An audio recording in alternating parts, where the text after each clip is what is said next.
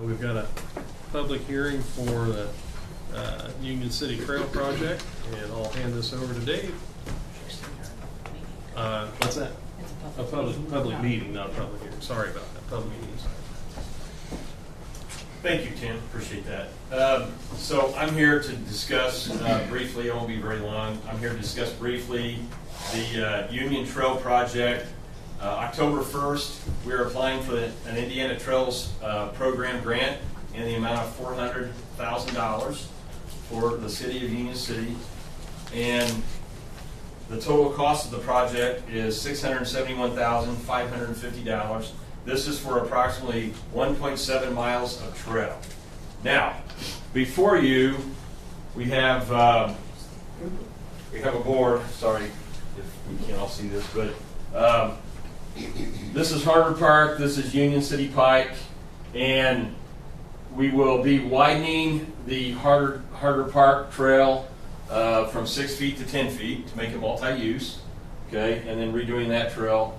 We'll be paralleling the Indian Treaty Boundary marker right here with a 10-foot trailway as well. And then we'll have a trailhead across the street that goes, behind the cemetery right here. So it'll be a nice marker like that to show an actual trailhead. So this is really, so when I met with Steve and I met with and talked to the mayor, this is kind of the original, one of the concepts that we came up with, and we want walkability from the park and eventually into the city. Now, I think you did apply for another grant in the past for the bigger grant to go all the way into the city, but this is going to stop probably pretty close to the bridge right here. So, but it'll be a little bit behind the cemetery. We're going to do as much trail as we can with the money that we get. Okay. And we think that'll be about 1.7 miles. We looked at past cost of trails or what they're going for right now, and then we looked at what it would take to widen this trail, and then we would widen this again and then put a new trailway in here along with some of the amenities and signage. We have trail signage as well. So we think that'll be about $671,000. Okay. The money used to be the RTP program. Rails to Trails program, but now it's Indiana Trails program, ITP, and it's a state fund, and they provide $400,000. And again, the $271 will come from bond proceeds and edit funds, is what I'm understanding. So anyway, and then so it's due October 1st. So and so Kate Poland, who is one of my project engineers, she wanted me to remind the city to make sure that you guys get her all the stuff she needs by Monday. So it's due next Thursday, I believe, is when the first is. Can you believe that already? October 1st is coming down so fast. I don't know what happened in September. I'm still back at Labor Day. So, but anyway, and then this will be kind of what it looks like, with regard to the cross section of the trail itself. So I think I handed out some of those concepts. Also, this is one concept to it. I'm going to leave this board for the city to show people when they come in. It'll be hosted in Steve's office, so you can kind of check it out from there. But does anybody have any questions or comments? The trail will be 10 feet wide. Okay, it'll be made of asphalt. Okay, we don't use trail gravel or trail rock because it has a tendency to wash away. So flexible pavement. So flexible pavement is asphalt. We think it has the best wear for this type of surface on what we want to do. So people will be able to ride their bikes, people will be able to walk it, stuff like that. So eventually we want to bring it, all the way into the village of Union City, Ohio as well. Maybe all the way to Railroad Park eventually. I think as we talked about, right, Steve, at some point. So we actually have a Land and Water Conservation Fund project going in over there as well. So anyway. But does anybody have any questions or comments for me at all on the project? Are you guys excited to have a trail project? This goes around through the park and down the railroad, the old railroad? Yeah, it goes around through the park, that starts here, goes around through the park, that end boundary, brick paver right there. This is the trailhead here, and it'll eventually stop probably just past the cemetery. That's how much we can do with this grant. And then eventually we'll take it all the way into the city. So you're gonna stop before you get to the viaduct? Is that Yes, what you're that's correct, saying? yeah. Yep. Before you get to where? To the Jackson Pike. Right here. Oh, okay. Yeah, right there. Okay, so But that's, you'll get to Jackson Pike, right? Yeah, eventually. Next phase, Next phase. yeah, next phase, next grant. and that'll entail a bridge. I Yes, assume. that'll tell some sort of pedestrian bridge. Cut. Yeah. Where, Yeah, we didn't make provisions in that for this one, Yeah. so, but we want the next phase. I do have a question. So the existing trail that we have in the park, that's a sort of a brighter red that you have there, does this include any work on that, or is it that? Yeah, it's widening that. It's widening. Yeah, it's widening that and redoing that as well. Because if you go out there, it's, some of the pavement is falling and some cracking and some other things, so that'll be redoing all that as well. Steve, I can't remember what the county's bridge schedule was on that bridge. 28. 28. Let's say, I'm assuming this is kind of coordinated with that. Yes, correct. With that Yep. bridge replacement. Yeah, this will be a 20, so if we receive this, so I would imagine that, so it's due October 1st, as you guys know, and then we'll probably be awarded probably December, January. And then once we get the grant, then we'll immediately start design, and we're hoping this will be a 26 project. So spring, summer 26. It won't take that long to do it. Yeah. So it's not like the roadway projects that we do, so also. We're also your street guys too. So this trail is, where the people walk, is that where the bicycles are gonna be too? Yeah, that's why we're making it 10 feet wide. Okay. One side will be 10 feet or 5 feet, and the other side for the bike will be 5 feet. You're gonna stripe it? Yeah, it'll be striped. Yep. Yeah, one side. That's what you generally see in the bigger cities. One side, like down at Purdue or IUPUI or IUI in Indianapolis, one side is walkers and the other or joggers, and the other side bike. So we want to make that clear. So this ain't for golf carts or kids' bicycles? No motorized vehicles. There you go. So yeah, we'll have that marked as well. Not to say that you probably won't try to use that.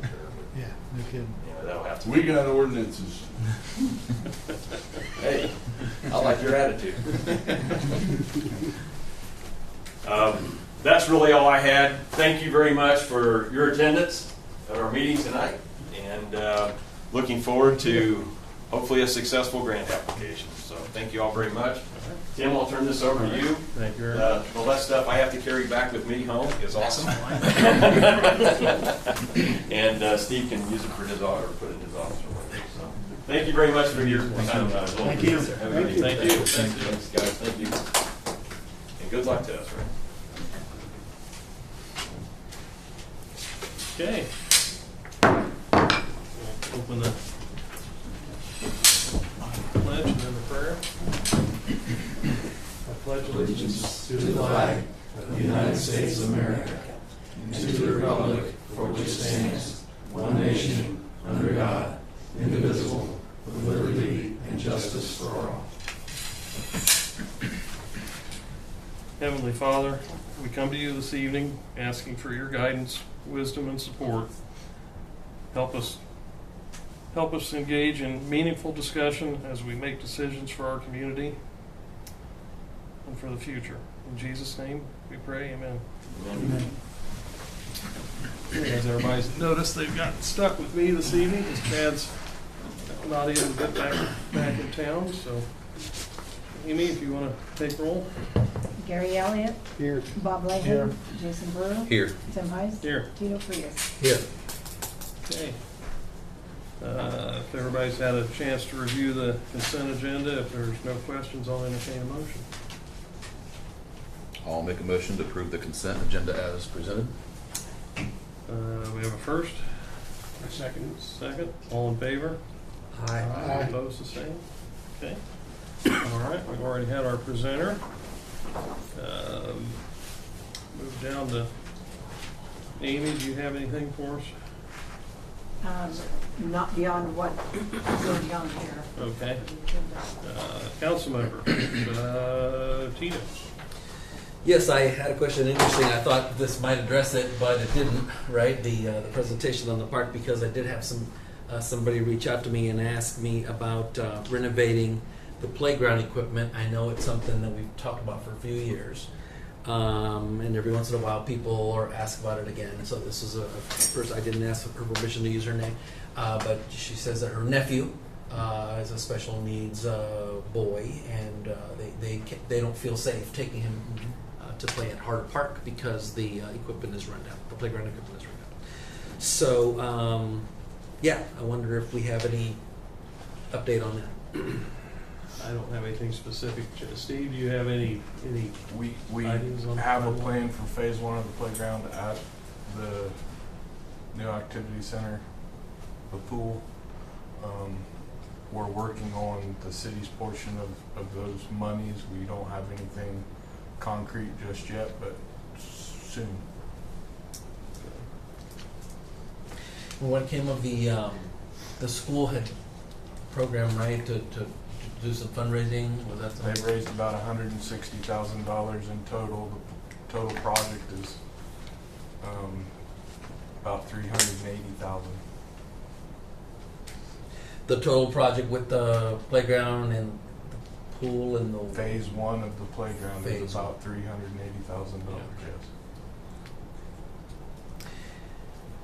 Yes. All right, and then I had someone, Kenneth Mock, suggested that if the city or the owners of the Governor Gray edition, he thought that if they could mow the lawns on those lots that do not currently have homes on them, that perhaps that would attract more buyers. Just kind of overgrown over there and just kind of doesn't look too nice. I mean, maybe if they shape that up, people would be like, oh, okay, this is a nice place to buy a house. So, just, and that's all I have. Okay.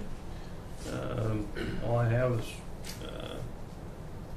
the 2 Saturdays ago we had the downtown cruise in. Had a great day and a great crowd. Had 293 entries. Thank you, Jason, for quite a few from Cars and Coffee.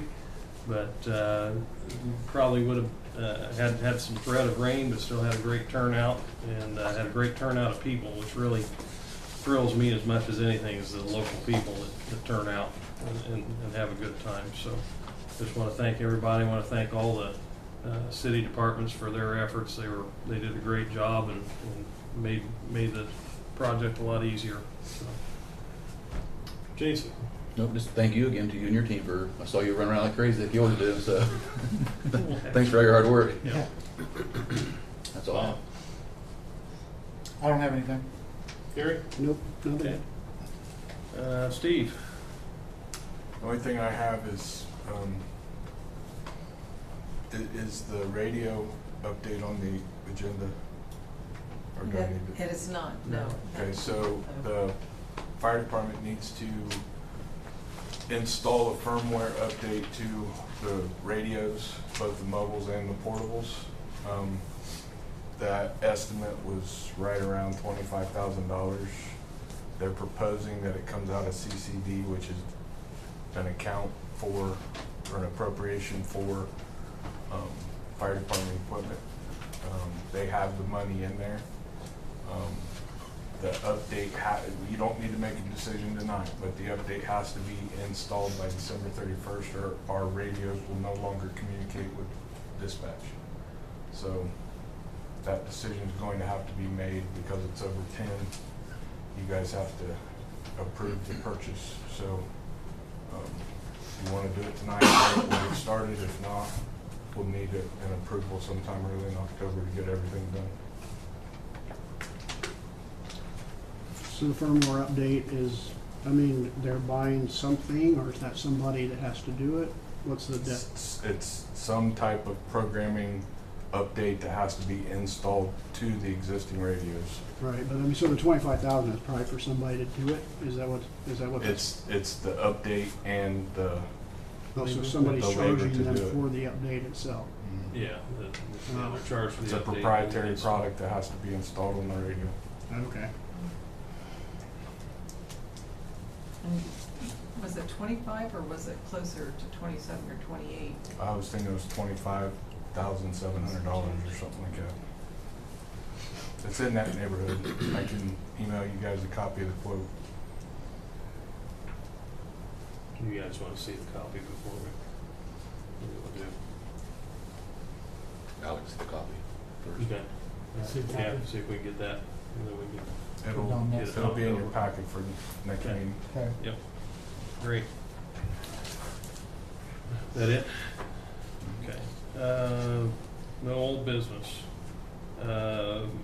Review of condemned properties. I trust everyone has the list of condemned properties that were sent out, given out.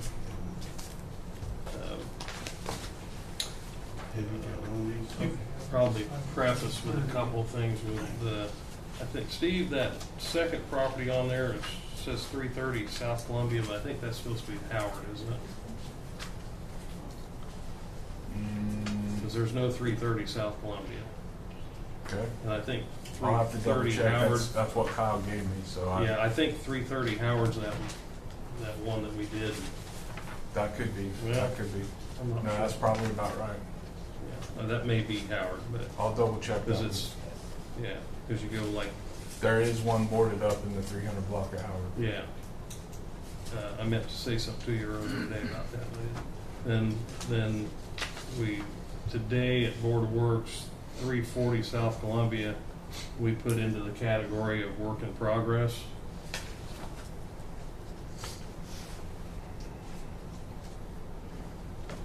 What does that mean? That the owner is working on rehabilitating the property, so, we've got, in, what was the other one, I guess 218 West Division should be put as work in progress. Did you say 218? 218 West Division, that'd be the second one on the north side of, the north side of Union City on this list. Both of those properties have changed hands in the last 30 days, and the new property owner has asked the Board of Works to begin renovating the property. So, as always, we will work with them until such time that they don't finish the job. They either finish the job and make them, or they'll pass inspection and it can be given an occupation permit, or if they fail, they'll stay on, but they stay on the condemnation list until that decision. And I have a little bit of a disadvantage. I don't know what Chad would have taken this conversation to, so I'm open to any conversation as far as, and Steve, you can review what you've got going with demo as far as what the county's done and what you've got. Yeah, so the reason we're presenting this, we need to basically rank these in order of importance to have demoed. The county has freed up some funding to address blight across Randolph County. They're working on the application and the final document, but it's my understanding that they've appropriated about $140,000 to address blight in the county. So we would like to, depending on what we find out in tomorrow's meeting with Best Way, we would like to, immediately address, 3 to 5 of these if we can, depending on how much money the county truly has available and what the process looks like. I don't know yet if there's a match or if there's any contingency on what that looks like. Mayor McCoy and myself are meeting with Best Way tomorrow to address the disposal of the debris and what that cost is going to look like with Best Way and the Solid Waste Management District. So once we know what that is, the demo theoretically will be the work to demo, and then the city will generally pay for the disposal. So it's kind of a work in progress, but I need you guys to start deciding what the ranking order is going to be. I will let you know that there's properties on there, and you guys can probably scroll back through your head and say, well, that one's been condemned for a longer period of time. Those dates go back to when they were recorded at the courthouse. Prior to 2022, we weren't recording them at the courthouse, but Mr. Castor requested that we record it at the courthouse as a condemned property. So we've started doing that in 2022, and that's the dates that we're tracking at this point. But some of those properties go back 8-10 years if you follow the paperwork. Are there any of these properties that you would say have more of a they're more dangerous than others? Or are they just all pretty much bad? They're in stages of bad. The probably the worst property there at the moment is, I think it's 914 Oak. Yeah, that's 914. That's been on the condemnation for a good while, and part of it has collapsed. On the Yeah, it's corner. on the corner. Yeah. There's one on Plum Street too, right? It's pretty bad. It's been boarded up for several years. Yeah, that one, the whole south wall of the foundation is collapsed. So Which one was 313, 317? 313. No, 317 Okay, 313. is I get it. is a little bit different story, but it's The one right next to it. 313, 315 is the duplex. Yeah, Yeah. yeah, that's the one that's the. 317 is labeled as work in progress. It's a Yeah. work in progress. It's under a different owner, and they're legitimately working on it. They're doing it on their own. They've not hired contractors, so it's kind of slow, but they are progressing. Yeah, just kind of for the record, we've had some history with a couple of properties that we've done this with, where we've allowed work on it and worked through it and had some success. Some that haven't, but we do have some success stories on that. That are back in the tax rolls, occupied, and not a sore spot for the neighborhood or anything, so. Would it,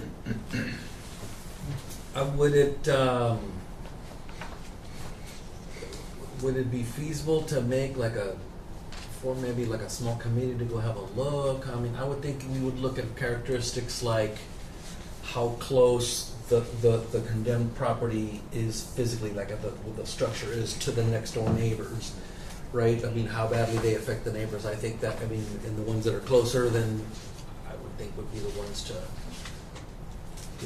and then there's other factors we can throw in there if they're similar, right? Like, animal infestation and all this stuff. But, I mean, could we maybe put together, a small group of people that would just sort of have a little score sheet with some criteria, and then go around, visit these properties and sort of score them, and then we could sort of rank them that way by priority. I mean, just want to have a sort of a fair, transparent process. I mean, because sure, we could take just the calendar when they were condemned, or how long we've been waiting on them. But if that house that's been there longer, for example, is further away from the next door neighbors, and the boards are effective in keeping out the animals, you know what I'm saying? I mean, I'm just thinking that we could have some objective criteria to decide which ones we prioritize for demolition. That criteria could be multifaceted. You take into consideration both the circumstances and Sure. the chronological order.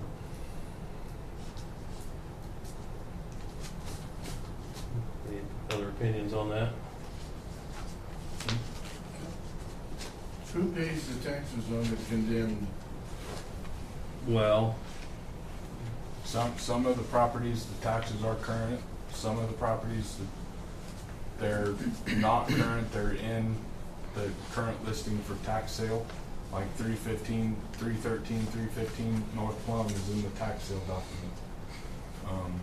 It's kind of a happy mix. Sometimes the certificate, in years past, the certificate has been bought, and then we end up with a new owner and we start the process all over again.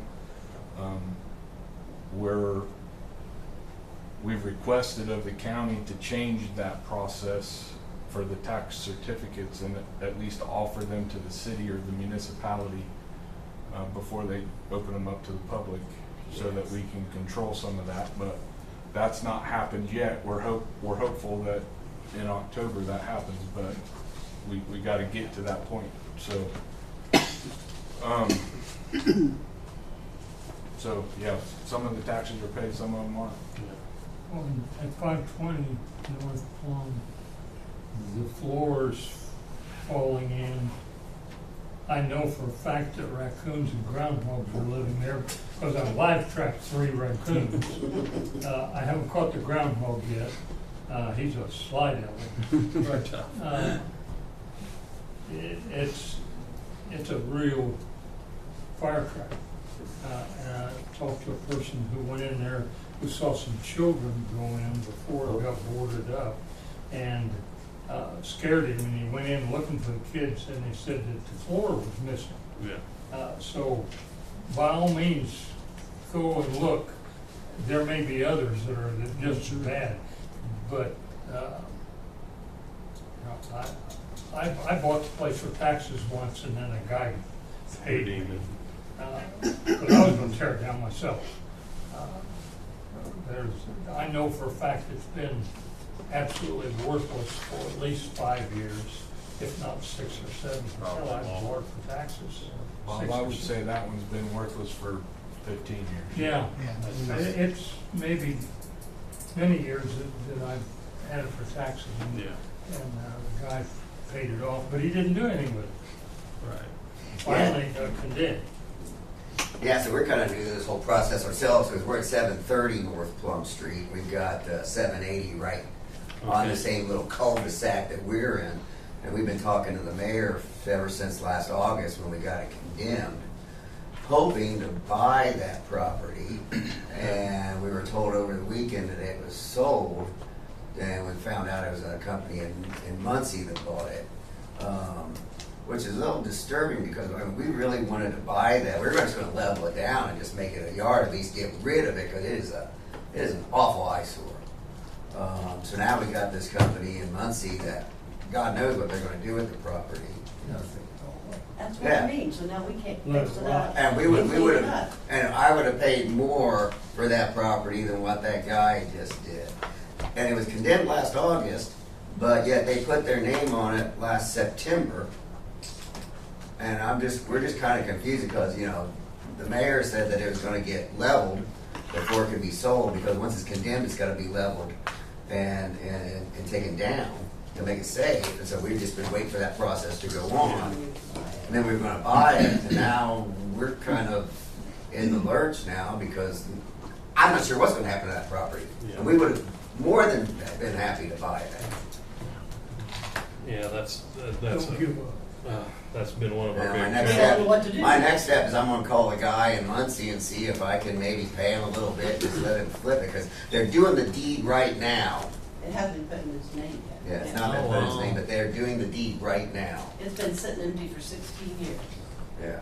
And we've watched Same it thing, we got slowly fall possums and apart. stray cats. Oh my God, there's all sorts of things living in that basement. I'm trying to place that house. Right across across from the- the school. The old Depot house. Yes, okay, that's what I thought it was. But is it on the side of the church there, or the other? Yeah, yeah, On the north side. Yeah, on Carter. Corner of Carter and Plum. You drive by it, you'll see. I know Yeah. Not And far we've from been- your home. I literally. We've been patiently waiting because we're just going to go ahead and buy it and take it down and make it at least make a yard out of it or something. And now who knows what's going to happen to it? Well, I know a couple other people were trying to buy it, to Oh, yeah. renovate it, and actually the guys that were trying to buy it would make a nice house out of it at Sure. least. But they were having no luck making Yeah. contact, so I don't know what somebody finally did to make contact. I have no idea, but yeah, we found out they put their name on it last September. I mean, had we known that the moment it was condemned, we'd have done something about it, but. But Chad did, he came and he said, well, there's nothing you can do since it's been condemned. You just wait until it gets demolished, you're going through this list. And then when it's demolished, then we can buy the land after the Yes. house is gone. But, yeah, that's not how it's happened. So Yeah.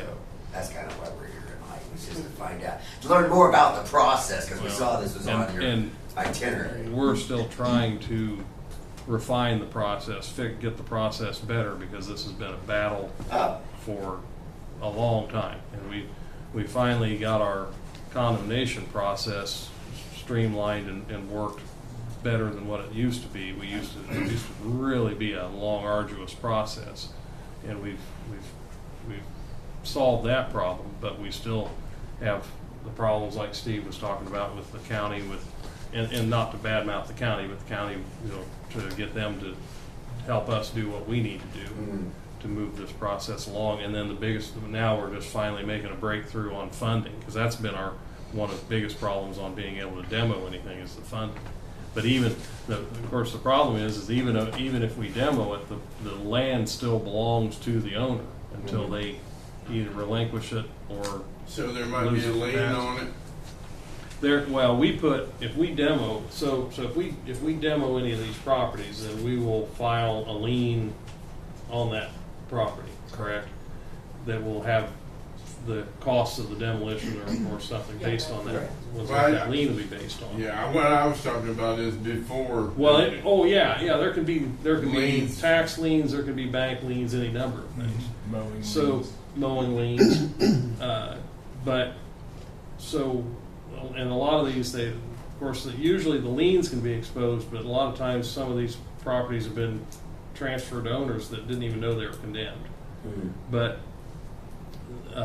once you demo that, then sometimes they will either not pay the taxes, relinquish it, and we've got a couple of these houses that we've, of course, there's 3 on this list that the city already has control of, but that's not one of them, unfortunately. Yeah, unfortunately. Well, yeah, I mean, it's just an eyesore. We're working slowly through this process, trying to refine it to where we can do this more effectively. And one of the biggest problems that we've had is just the financial ability to tear down 20 houses. Sure. And at the same time, we hate tearing down houses that have potential to be taxable and lived in and be an asset to the community. So, Well, this one right here is it's going to take a heck of a lot of work. yes, it's a tough process. Yeah. And appreciate it, and appreciate what you've gone through.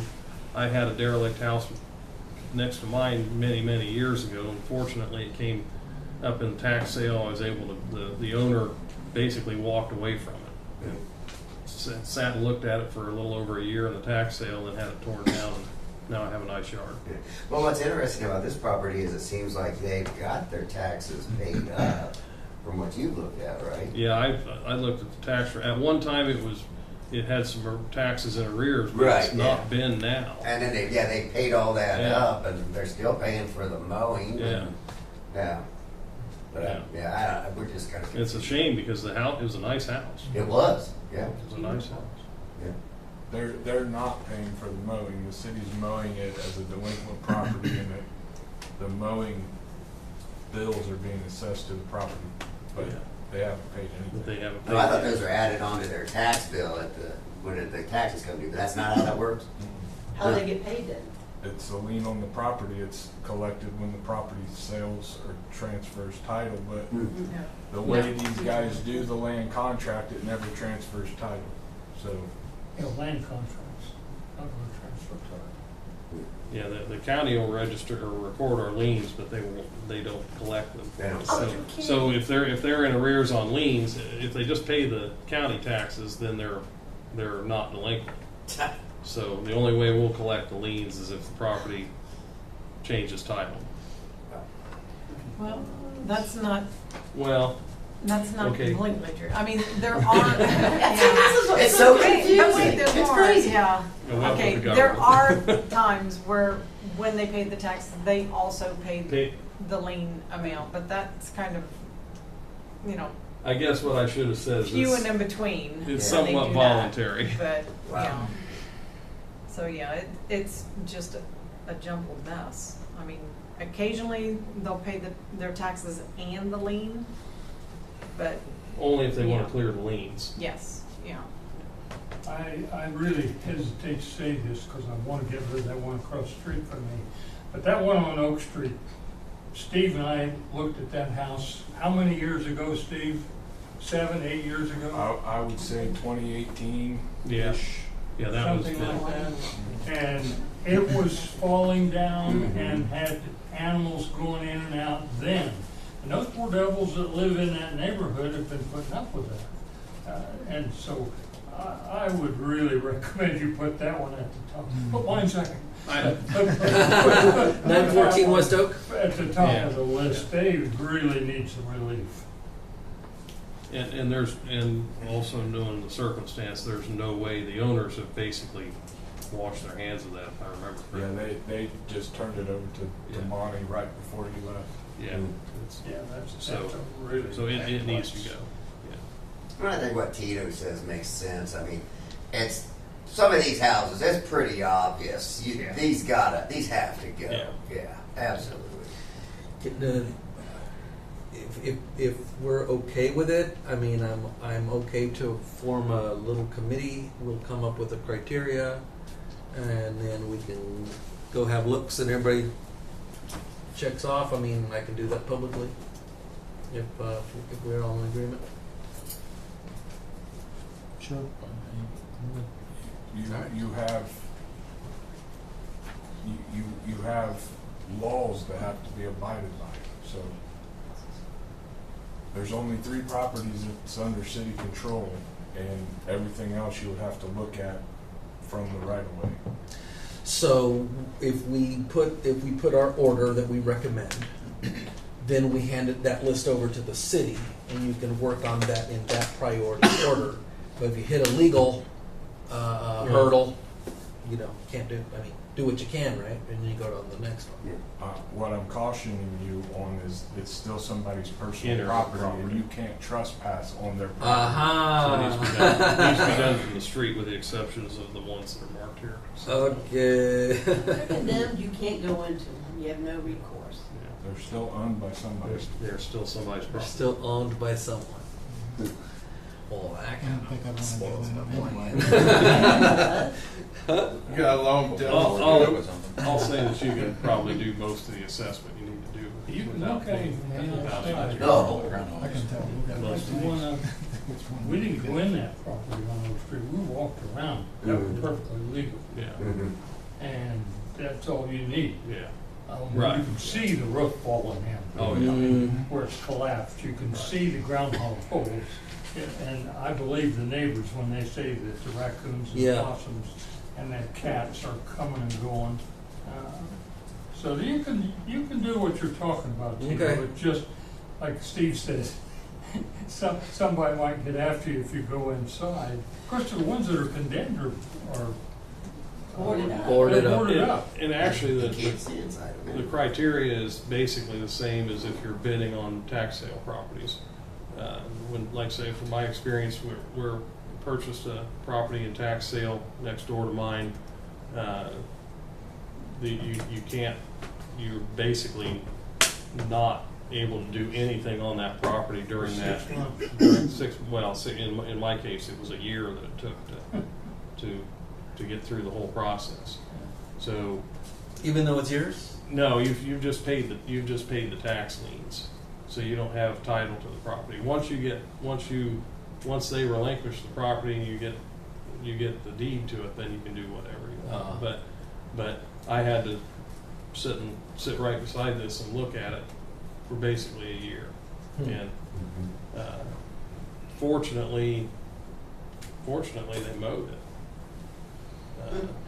Now, in this particular instance, I was on good terms with that neighbor before he left the house. I could have easily, well, actually, I think he stayed there pretty much to just about to the end, and then he didn't move immediately, so he maintained it. But I could have easily gone to him and said, "Hey, you mind if I mow this?" If he was going to quit mowing it, he said, "Fine," but you don't want to do that without permission. Gotcha. So same thing for entering the property otherwise, and it's still. So all of the properties on I this walk around list- your house looking in the windows, you're not going to be very happy with me. If it's condemned and boarded up, it's- had to go up on the property and do stuff to Yeah. that property. Even if Well, it's yeah, owned by we have somebody. that, but we don't have authorization to. We're not allowed to go in the properties. We're I allowed understand to- that, but you we're- go outside, Yeah. walk We're around. At least allowed, look. we're allowed on the sidewalk, we're allowed to serve notice and post on the door. That's it. What about with Who board up boards the up the windows? windows? Yeah, That's the gray area. We're securing the property once the Board of Works has issued the condemnation order. And that's our limit. And currently, we're in litigation on that, so just. Yeah. So the ones that are not city-owned or a work in progress, are those are all owned by somebody else, yes? Correct. Right. Yeah. Okay, so basically, we're not, anything that's work in progress, we're not gonna be looking at, right? And Right. what about city-owned? Oh, that's, yeah. We're Those good are prime candidates there. to have a Those are look. some of the oldest ones anyway. Okay, Like, well, 914 is in that list. yeah, So, yeah. okay. I will see what I can do before the weather gets too unbearable. Okay. All right. Ordinance 2025-09, ordinance to amend the text of the Unified Zoning Ordinance of Randolph County. Any questions or comments about this? Jason, did you have any words of wisdom? It was basically this pamphlet regarding the solar panels. The additions were really regarding setback changes. For example, there's a inverter, which is used to convert the electricity DC to AC. It was previously 250 foot setback, now been bumped up to 500. Some things that added that weren't on the original document. Residential use and public use, platted buildings, parks, etc. That wasn't even an option. Now they've added a 100-foot barrier. So it's mostly just increasing these barriers, these limits, these buffers that were at one time 50 foot, 100 foot, up to 500 feet now. Why? So they're not up against these people with these businesses want to put these solar panels in now that don't impede on a property owner's, property or a business or a park, whereas before it could be 50 foot away from me. Now it has to be 500 feet away from my whatever property business.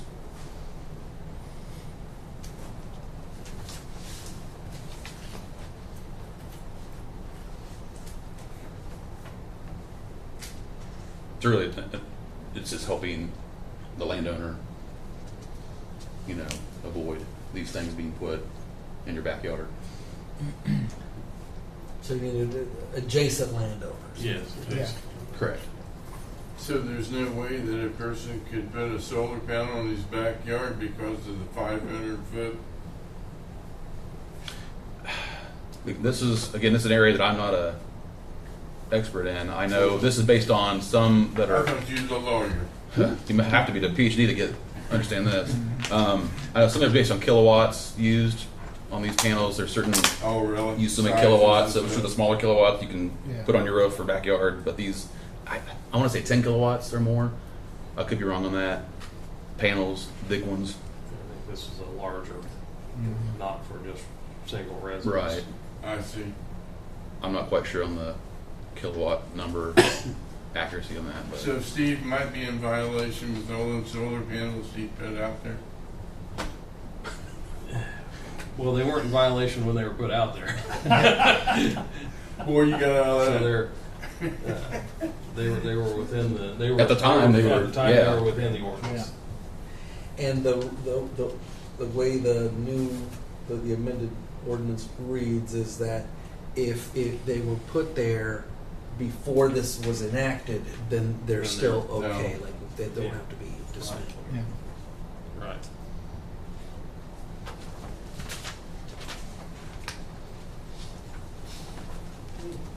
You want to read that? yeah. So Any other questions? I'll entertain a motion. then I will make a motion to approve ordinance number 2025-09 and ordinance to amend the text of Unified Zoning Ordinance of Randolph County, Indiana. First I'll second. and a second. All, you want to take a roll call vote on that? Sure. Gary Elliott, Yes. Bob Leahy, Yes. Jason Burr, Yes. Tim Heiss. Yes. Hugh Freeze. No, Okay, next item is a review of the proposed fireworks ordinance changes. And just we have a draft. Everybody has in their possession of one option.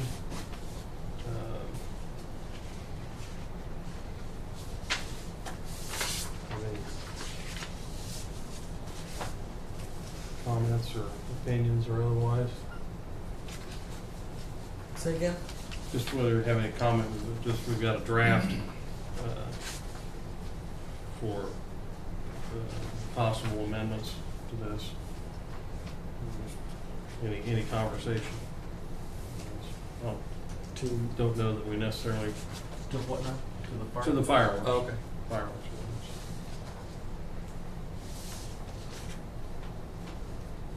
Would this represent the ordinance as a whole, or is this just, This would basically, am I correct, just supplant section D or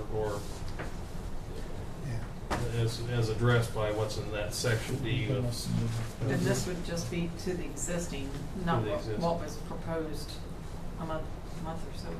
A month Which ago, would I guess. be, which was taken section D Section out D out, yes. altogether. We're not voting on this tonight, I'm assuming. I would, no, it's not in a form to. Yeah, I see that, yeah.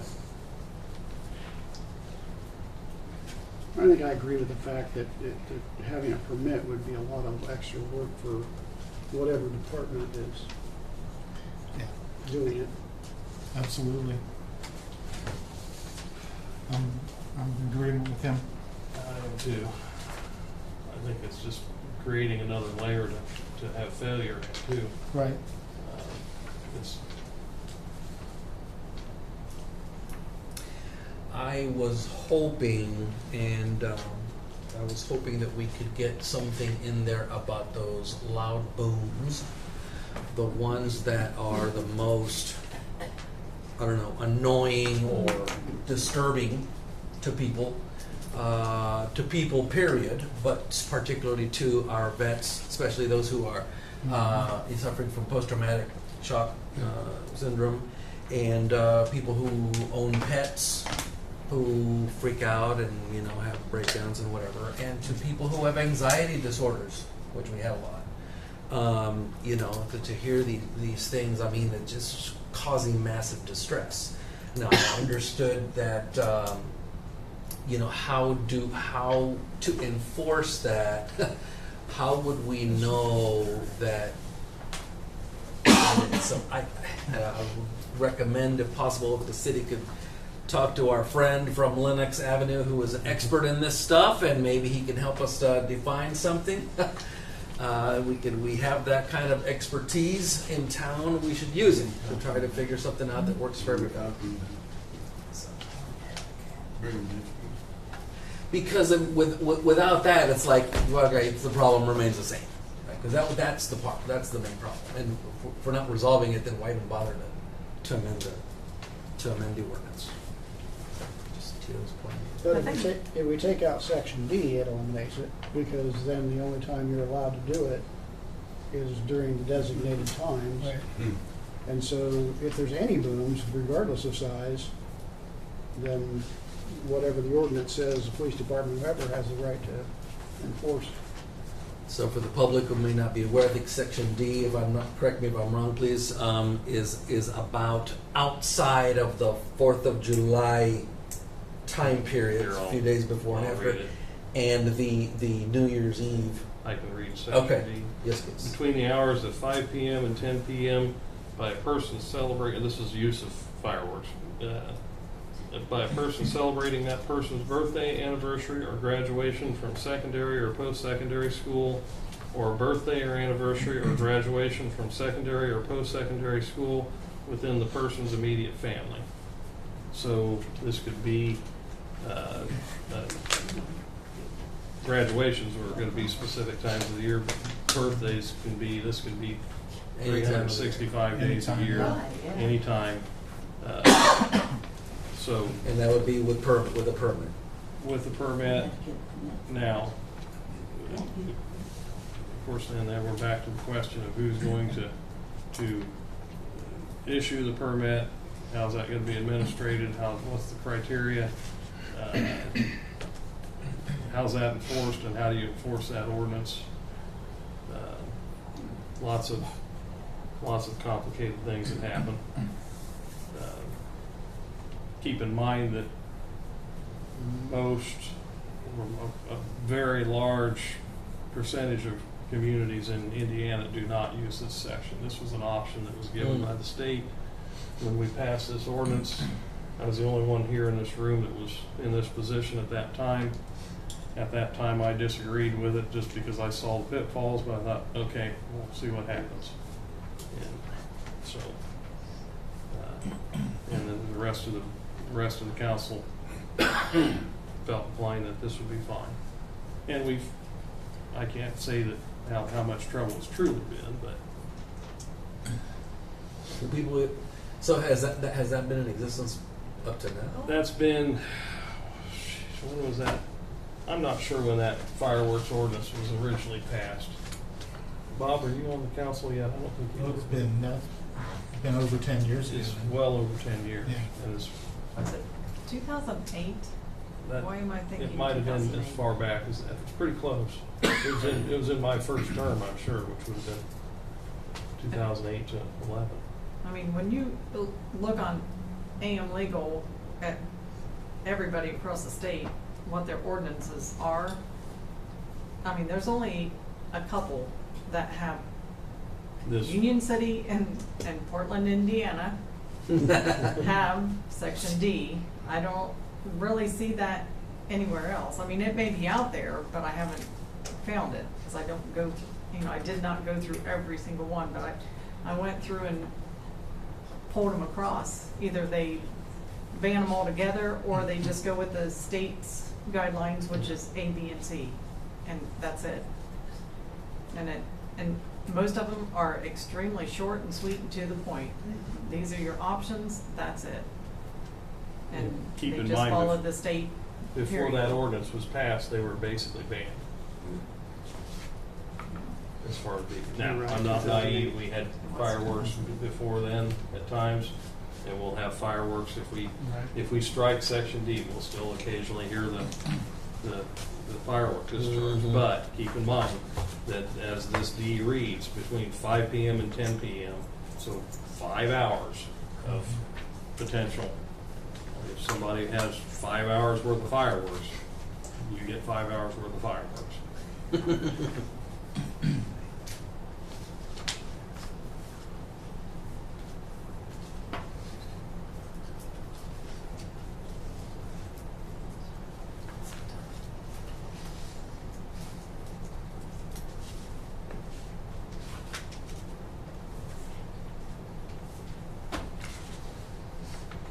And there again, nobody's looking for a decision this evening.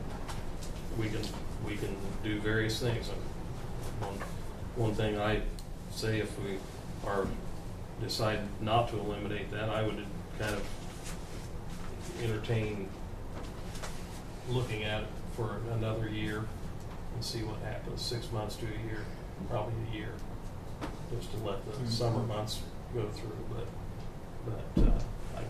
I still think, I think we're gonna, I think we're gonna have an issue even if with the permit. Because I don't think the permit's gonna be very enforceable. Neither.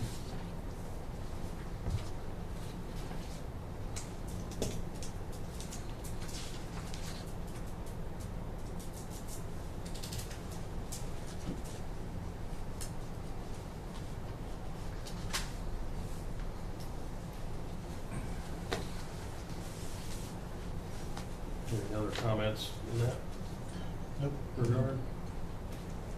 Okay. Well, that's it for what we have on agenda. Visitors wishing to address the board, stand, state your name, address, and name your business. Bob Gentry, 521 North Plum Street. I noticed on Amy's accounts payable register that there are several $100 on the Rock House. Does this signify that you're now doing something with the Rock House? We are finishing the remodel. They're putting the kitchen in, they're working on the kitchen floor, and the flooring is already bought. They're doing some trim work and just finishing up the punch list stuff too. Do you have a buyer? Not yet, but we hope to have it on the market very soon. All right, that's the best news we've had on that. My other comment is I'm totally against fireworks other than on July 4th and New Year's Eve.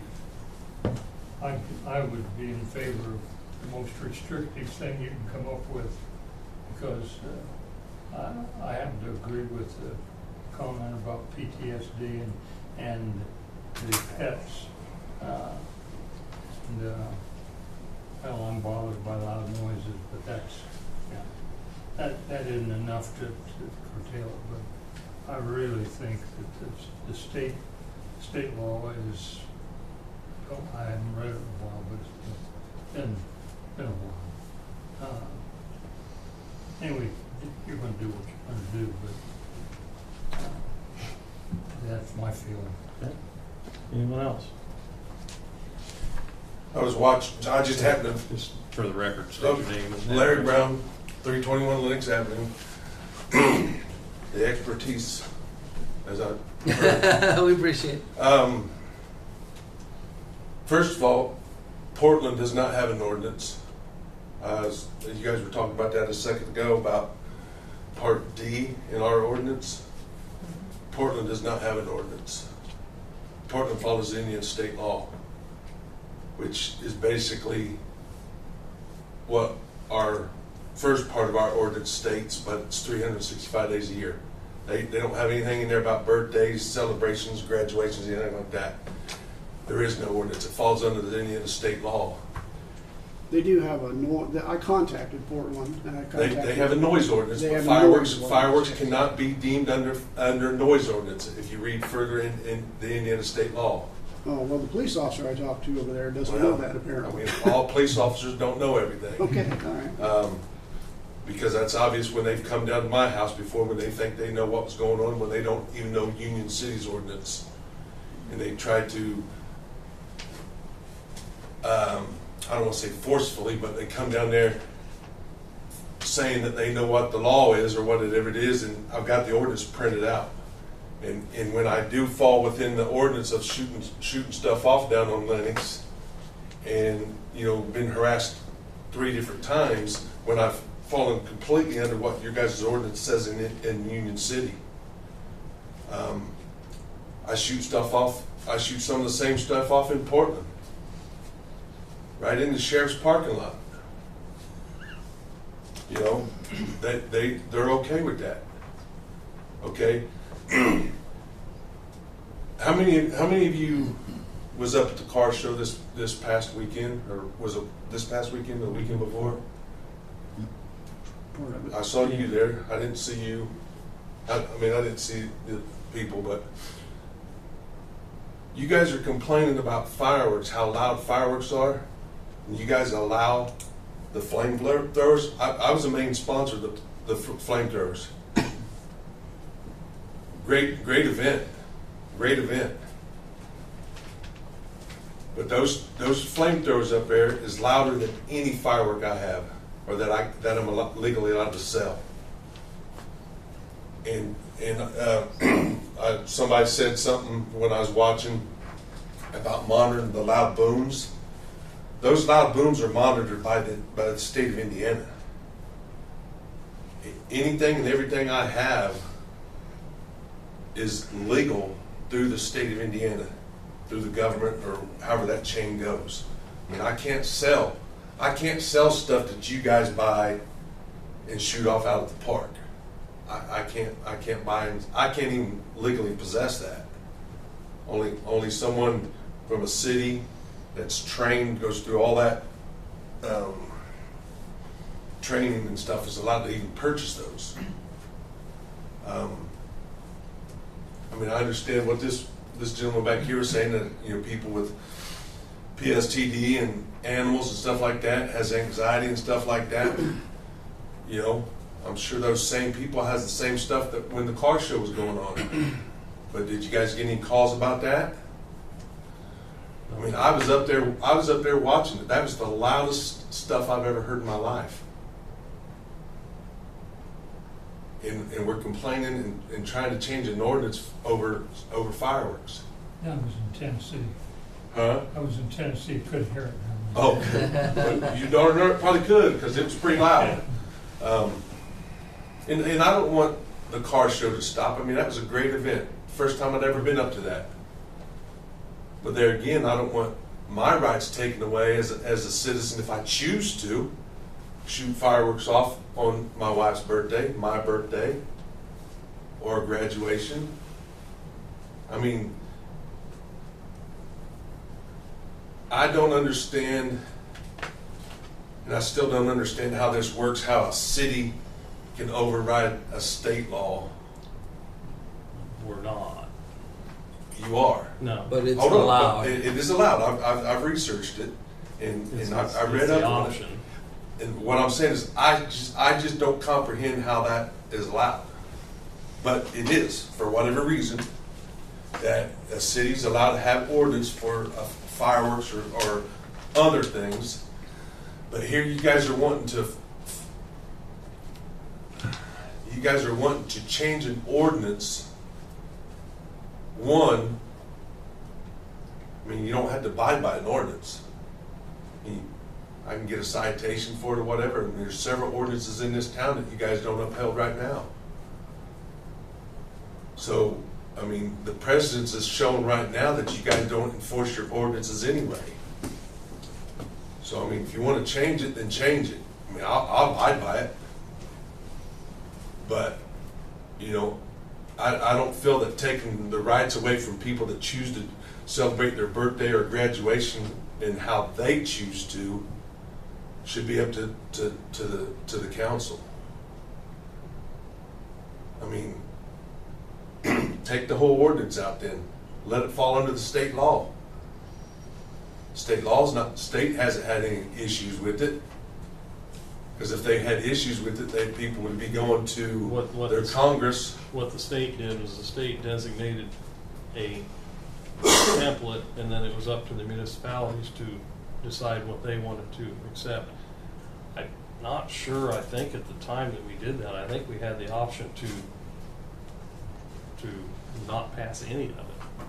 But we couldn't, there are certain elements we couldn't modify, but that was a option that was submitted that we had the option for. It wasn't, and see, now before that, none of that was legal.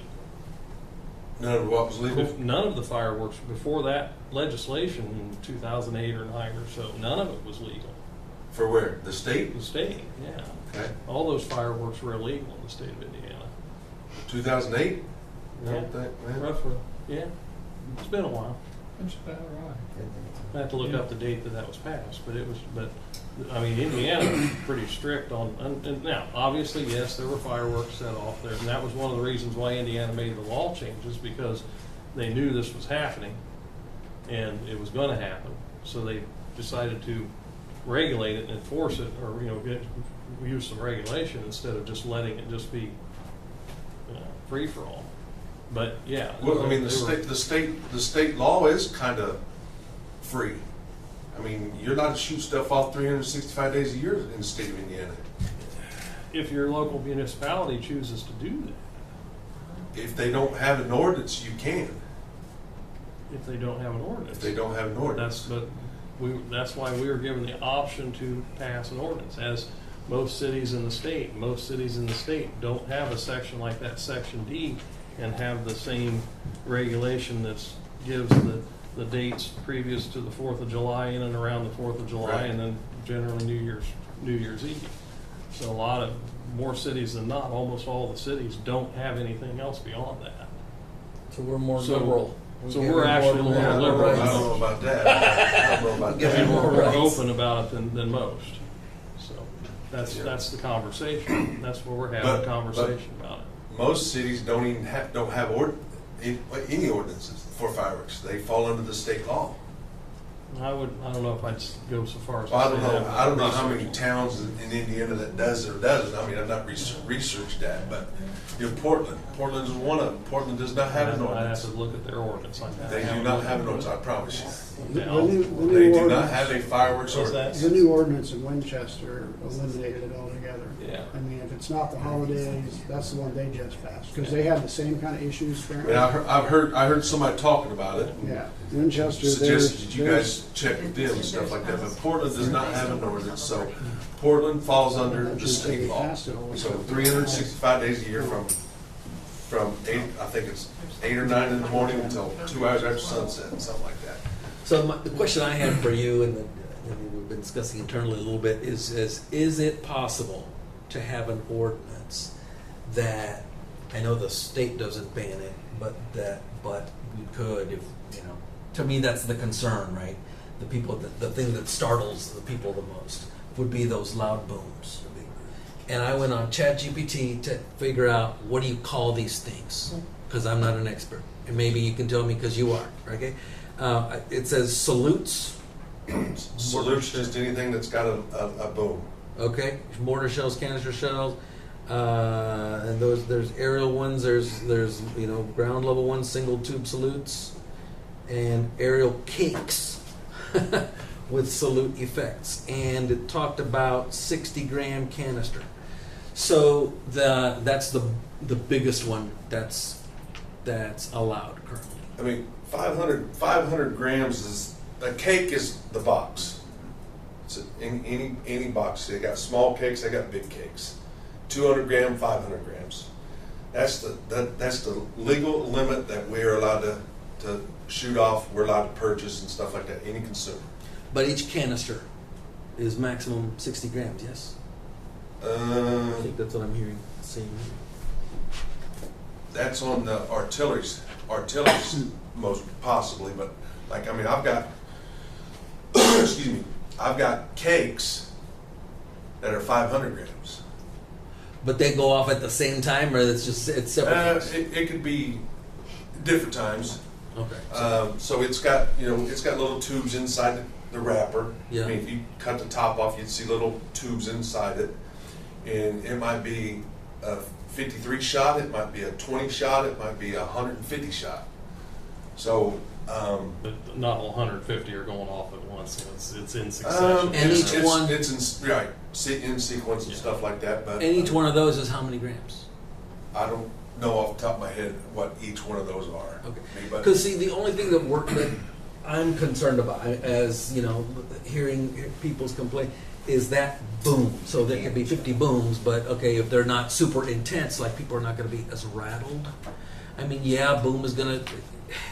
I don't know. I just want to reduce the intensity of the boom. So, well, I mean, anything and everything that I've shot off here in town I know it's legal. is legal, I know. legalized by the state of Indiana.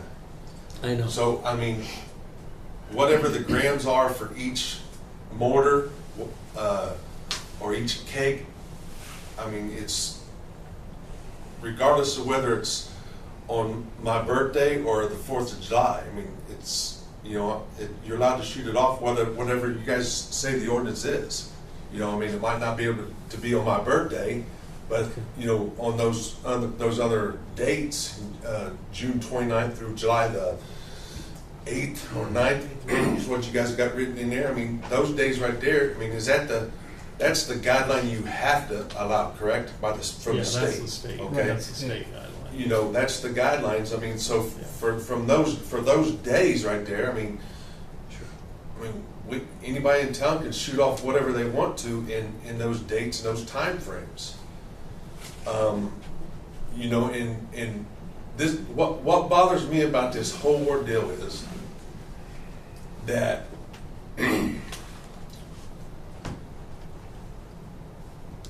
nothing. A couple years ago, or probably about three or 4 years ago now, when Steve came out, when Kobe Wells was the chief of police, came out, and I felt like I got harassed at that time because I was within the ordinance. I was doing it within the ordinance at our party.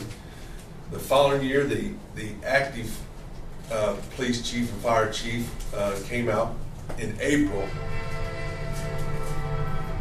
I feel like I was getting harassed in April already, wanting to know if we're having our party and all this stuff. Then the following year, nobody came out, shot the same stuff off, probably even shot some more quantity off. And then this year on my wife's birthday, I think this upset Chad somehow, because in all that time frame from when Kobe and Steve all came out and to when our party was ending 3 or 4 years ago, I'd have to go back and look at the date, but I'm going to say 4 years ago. So 4 years ago, from 4 years ago until August the 1st of this year, nothing has been said about anything about me shooting fireworks off or anybody else in town shooting fireworks off until, my opinion is, this pissed Chad off somehow, and Chad came down personally, aggressively, to my house and told me that night, this ordinance will be changed. And the very next meeting that you guys had, it's on the agenda, and you had a draft. And then in the last 2 or 3 meetings, you've not said one word about any of it until tonight. And I just happened to turn it on my phone. Because I thought you guys, okay, well, they're just going to leave it lie right now. See what happens.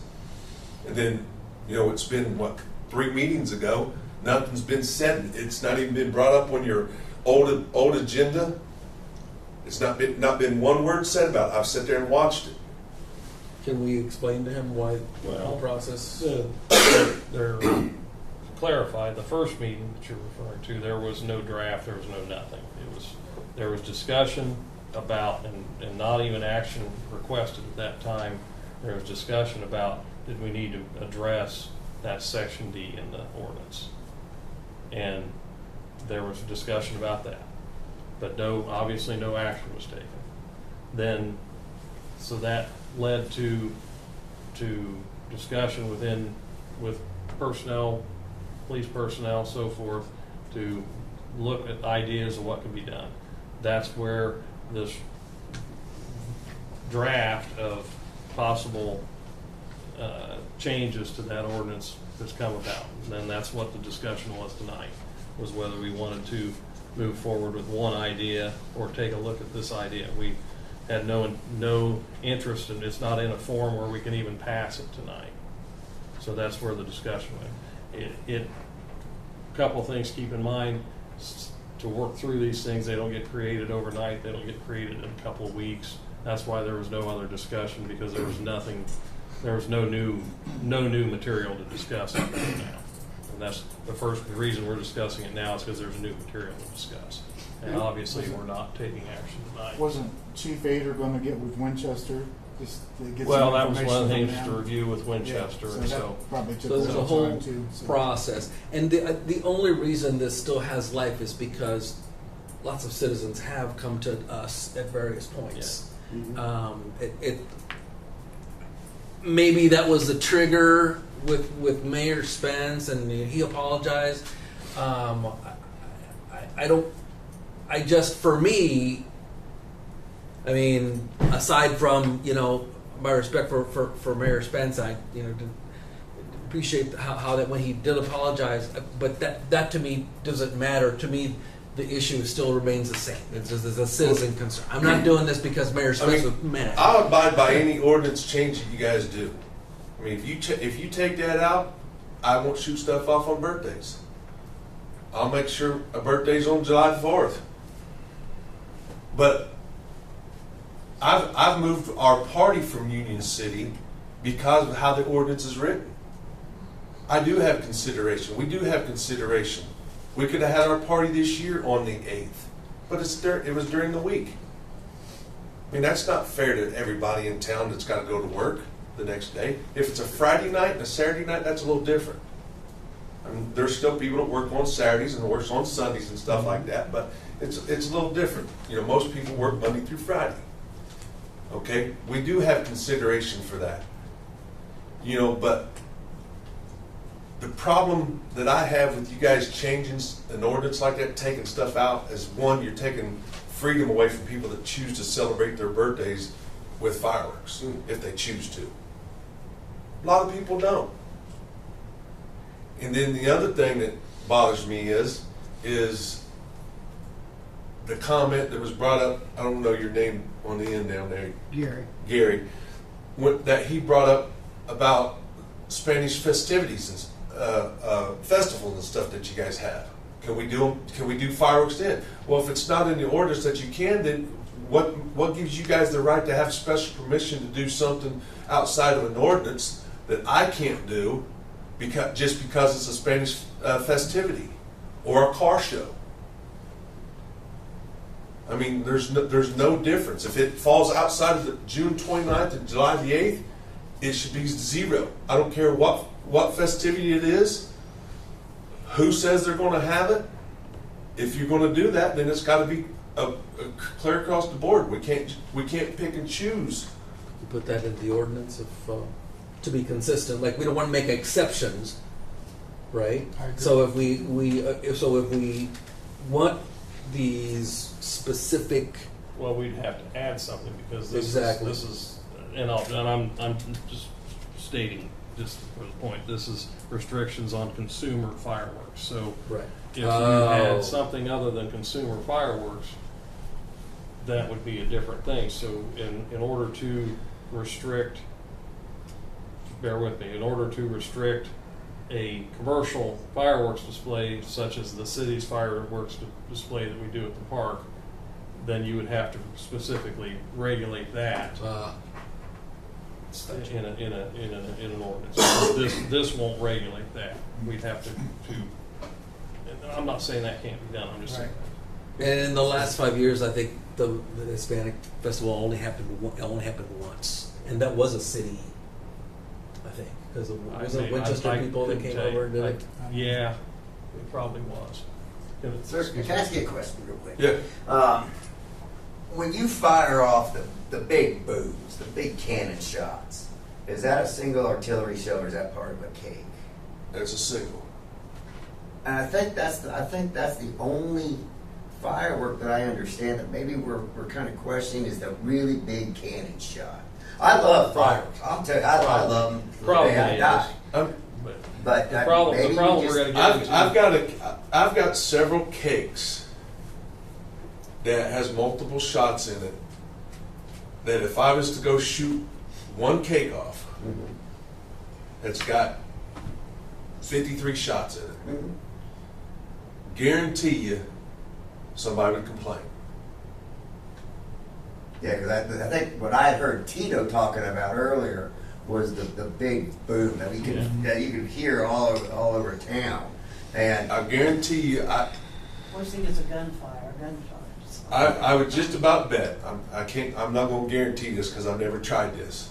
But if I took, it's Gunfighters from Hell. It's a cake that I sell. I sell a lot of them. I order 10, 15 cases of them a year. There's, I think, 4, 6 a case. I sell a lot of them. Mhm. If I shot that one cake off down on my property, I would just about suspect you could hear it up here. Mm. Don't know that for a fact, but now, yeah, 'cause that's the only thing that I ever hear. Now- I mean, I now- love looking out back now seeing the the reason fireworks. now the going reason off. why some of those artilleries or those stick rockets that you're able to hear those probably at further distance, Because they go. they're going further up in the air. Yeah. Where Gunfighter from Hell is going probably 50, 60 feet in the air. Which Those probably other ones are also, going 150 feet in the air. that'd be also the difference for the car. The flamethrowers, they're not going up in the air. They're isolated. You're not going to hear those 5 blocks away because they're contained by buildings. And I understand that, but I mean, you can't complain about one noise and not another noise. But you can't compare the two. One You is can't compare downtown. the two. One's downtown around outside of You residential. can't compare area. the two because I've seen both of them now. You can't compare. Noise is noise. But you came to that noise. I did come to that noise. I don't come to your noise. And I Okay, still but hear the it. people right around here didn't come to the noise, come to that noise neither of the flamethrowers. They live right here, and you guys chose to have it here, so they have to deal with it. Just like the golf cart store. Not one of you guys are affected by the golf cart store. I'm affected by it every day, but you guys won't do nothing about that. There's an ordinance that Union City has right now that says all golf carts must have a permit from the city to go up and down the streets, correct?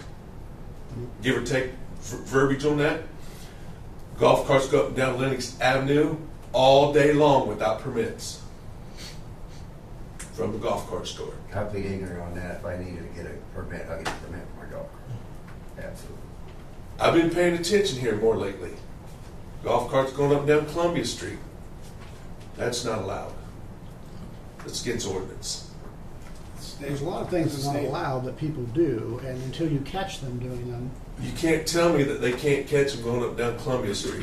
You can't tell me that an officer can't sit down on Lenox. I knew you'd say something I agreed with. You can't tell me an officer can't go sit down on Lenox Avenue and catch a golf cart from, let's say, from 8 o'clock in the morning until 5 o'clock in the evening. He can't go down there and sit for 5 minutes and not catch a golf cart going down that road without a permit. that's possible on Linux. I'm just saying Columbia or some of the I others. thought you had to go to the police station and register your golf cart. You don't have to do that? Oh, yeah. No, you're supposed to. So what are you talking about? I'm talking about people that do not have their permits, that do not go to the police station. Oh, That well, does how not do you have. know that? How do I know it? There's a sticker on the back of the golf cart. Is that how? I ain't got a golf cart. I don't either. I got hard working old trucks. I'll tell you, if I had a golf cart here, I wouldn't register it. Why? They don't enforce it. Give me a ticket. I I'll go understand. fight it in court. Because the precedent is that they don't enforce golf cart rule. Why should I have to go buy a permit? I didn't know what you was talking about, but I do now. I get you. Yeah, there's a sticker on the back of the, supposed to be on the back of the golf cart somewhere. Supposed to have they're supposed to have a 6 foot flag, Yep. a triangle, and I believe it's supposed to be an unobstructed triangle, which every triangle here that Carts and Parts puts out has got a decal of their logo on in the middle of it, which is obstructed, which I believe is not a true slow moving vehicle triangle, and supposed to have a permit. But I mean, none of that's enforced. You know, and you're wanting to change a fireworks ordinance when very, very few times I would say outside of June 29th to July the 8th is there fireworks going off in town. I mean, I haven't heard, there's been some set off that I didn't set off. And, you know, I mean, of course, you know, I'm not down there watching who's shooting them off and if law enforcement is going to check them out or whatever, but every time I hear one off, I'm expecting the law enforcement to come down and see us at Lynx because we're sitting out there all the time, you know. But, I mean, luckily they haven't, but because we wasn't doing nothing, but excuse me, you're wanting to enforce that ordinance, but you don't want to enforce other ordinances or change this ordinance to make it harder for people to do if they choose to do it. And It all should be enforced. That's the purpose of the ordinance. Well, I mean, The I thing agree that with that. concerns me in what all you just said was that if you had a golf cart, you wouldn't get a permit because they don't enforce it. I wouldn't. But think what you're just saying. That means you're willing to break the law because you feel that they don't enforce it. That's kind of a scary thought right there. Okay, So- because so you're willing because to the do that comment just was because- made to me from Chad when he came down to our house. Which, by the way, I would like to have a copy of that video. Of what? The video that you mentioned of that. I'd like to see that. Of which one? You kept mentioning a video of that altercation between you and Chad. Okay. I would like to see that. Okay. And then talked me out of my thought here. Sorry. I had said it scares me about you not willing to. Okay, There- okay, thank you. Back when the golf cart stuff all started several years ago, I went down to Chad's house and invited him to come down on the Lennox Avenue. We sat there right at the corner, right out in the middle of the road, kinda. And golf cart went by, said, "There's an illegal golf cart, no sticker on there, no flag on there." Comment straight from his mouth was, "What are we supposed to do? They're a $4 million company." I said, "Write them a ticket. Tell them they can't do this. We can't do that. They're a $4 million company." That was exact words out of his mouth. So why would I, as another resident, want to go abide by an ordinance that they're not enforcing upon a $4 million company? Well, it's not the company's responsibility to get the permit, it's the individuals. If the company's driving them on the road, the ordinance is an ordinance. You talking about when they unload them and stuff like that? No, when they Testing. test drive them up and down the road, customers come and park their vehicles all up and down Lennox Avenue, bring golf carts up and down Lennox Avenue, test driving them, turning around, stopping in the middle of the road, taking steering wheels off, adjusting stuff. They work on them right in the middle of the road. They do all kind of stuff. So my whole point is changing an ordinance, enforcing one ordinance, but you don't force and change other ones. That because the golf carts does not affect anybody on this council here, but the loud booms do because you guys can hear it. And it pissed Chad off that night, and he came down and voiced his opinion about it. And now we're discussing something that hadn't been discussed for 4 years. And I've shot off a lot of fireworks down on my property in those 4 years. Within what the ordinance is, but I still get harassed. All right. I need to make a comment here. You made a comment about the council not making changes or making changes. The council, they have constituents that, you know, when they have a complaint, they go to the council members. So there's been multiple complaints for years about fireworks, and not just yours. I think you're taking a lot of this personally, where it's not. I take it personally because I've had on 3 different occasions people from either Chad, the acting mayor, at one time the city manager, that was the fire chief as well, the chief of police, all come down to my property threatening me to take me to jail, write me tickets when I was within the ordinance, when I was shooting stuff off of what the ordinance says that you guys have right now. Was not shooting them off at a birthday, wasn't shooting them off at a celebration. It was on July the 7th or July the 8th. I'd have to go back and look at the date, but I was within an ordinance every time that I shot those off. And people come down and harass me. Well, so I don't know any instances about that, but all I'm thinking right now is they're having people complaining to them, and so they're trying to come up with a solution and trying to figure out what. They've had people complain to them about the golf cart store down there too, but they've not done one thing about that in the last 5 or 6 years. I think we need to just focus on, I mean, I agree with that, and that needs to be addressed, but we need to focus on one thing at a time. Well, I understand, but it all goes all into the same thing because I get harassed for stuff. I feel like I get harassed for the fireworks stuff because I'm the fireworks guy. And me owning a store has nothing to do with me shooting fireworks off down there. The only thing that means for me is I can get stuff at wholesale price and I can shoot off a lot more stuff for the same price that somebody can go buy stuff. You're not being harassed, like Amy said. We are getting other people that are complaining to us about the noise. Your rights exist until they start infringing upon other rights. And when those infringe upon other rights, then we have to look at the situation and say, whose who's got the biggest issue here? What's the majority? And yes, you're coming up here, but you don't know how many calls that we get. I'd like to know that. That's got to be on record somewhere. No, it's not. Well, Every there are person- records, but then we get, one of the things that we get as council members, and this is about everything general, is we field a lot of concerns and complaints from people that will not make public statements, I will understand not that. come out, will not put their name to it.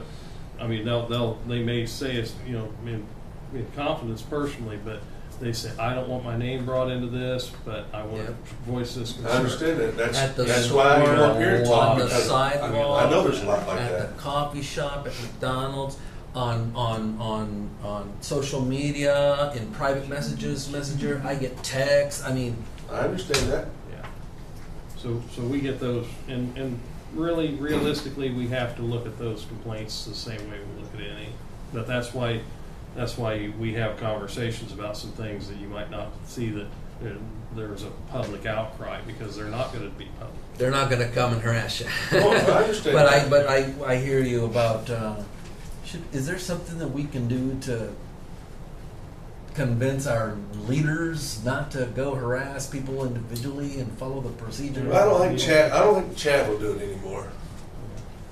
And I would hope nobody else would do that, because I mean that was very, very unprofessional as someone in a position that he's in.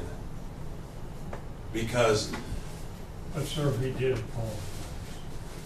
several days later, and there's a reason why he apologized. I don't. Is there a time limit on apologies? I mean, is that a note that I should know about? Probably not. But No one here can speak for Chad, so I don't think No, that we can so- have any real. Only in the But- United States could we be having this conversation. So I just want to bring that to everybody's Yes. attention. I, That we could sit here and air our grievances and talk about these things, and because we have freedom of speech. We do? Yes. What happened to Yeah. Mr. Kimmel? He's back. he's back. Yeah, he's Yeah, back. I just I agree with that 100%. We- That very first meeting that y'all had up here, when it was after, what was that? August the 1st is when we set those fireworks off, and whatever that first meeting, that following Monday, or not the following Monday, but the Monday of the meeting. I had a friend in town from Australia. He sat right here behind me.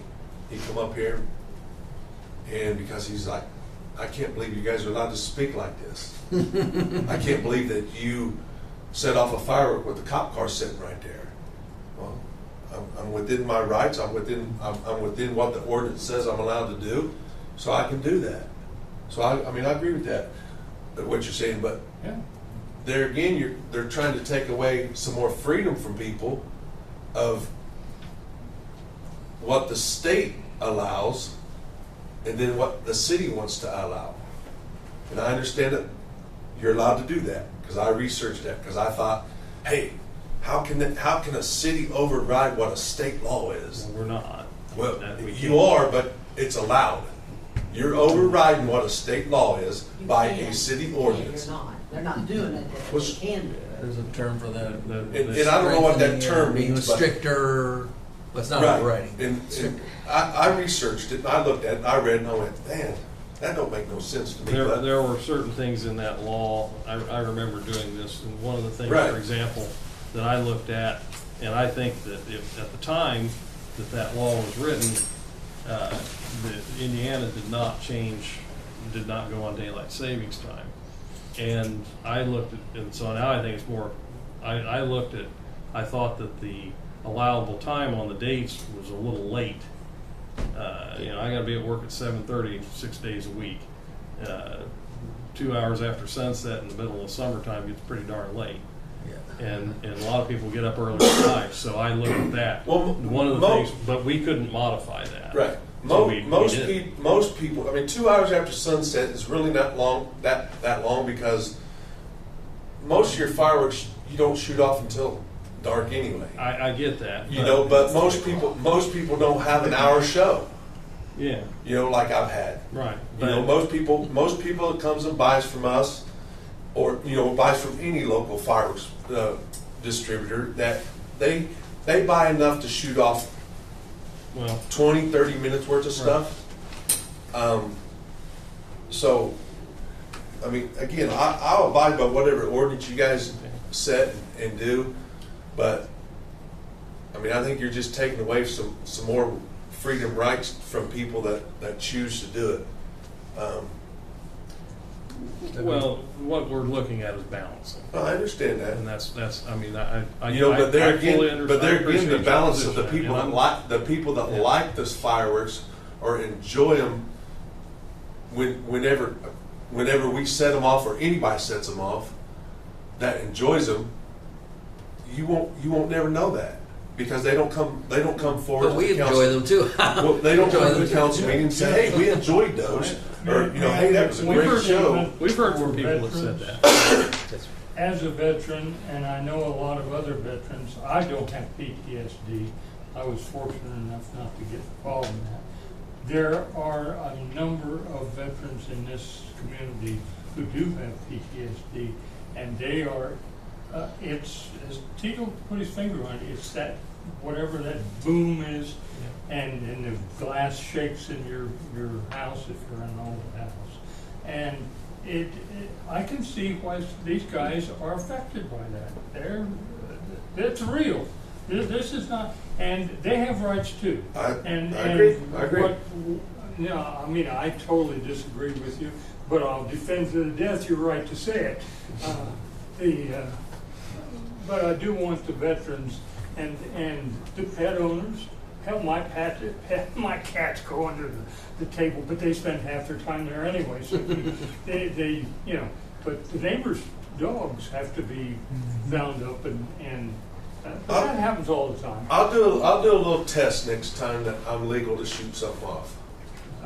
I won't shoot none of the big loud ones that you guys are referring to, but I'll like some of those other 500 gram cakes that I think are loud as well. That's a neat thing. It's a thing. I'll try it as a test and see how many complaints we get from that. Like I say, I disagree with you, but I'll defend to the death your right Yes, to say it. I appreciate that.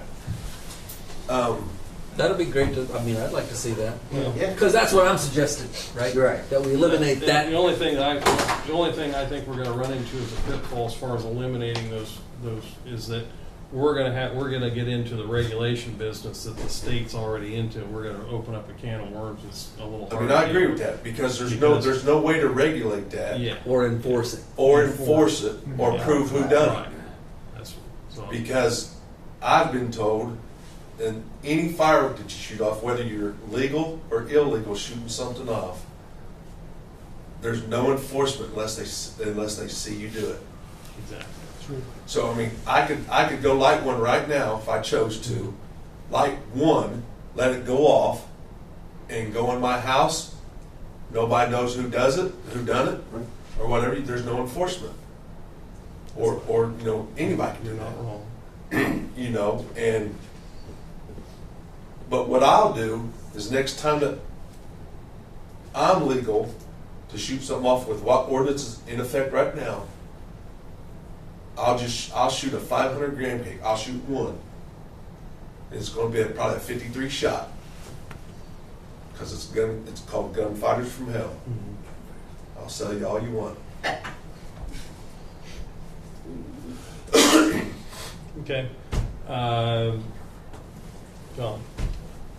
You think you're gonna get by me, did you? No, that's why. Been there for a long That's all time. right, you got your coat on, it's cool in here. And I'll remind everybody that we've had a 3-minute rule, but we've not been. I am the council president. I've chosen not here lately to enforce that because I feel like as long as we're having productive.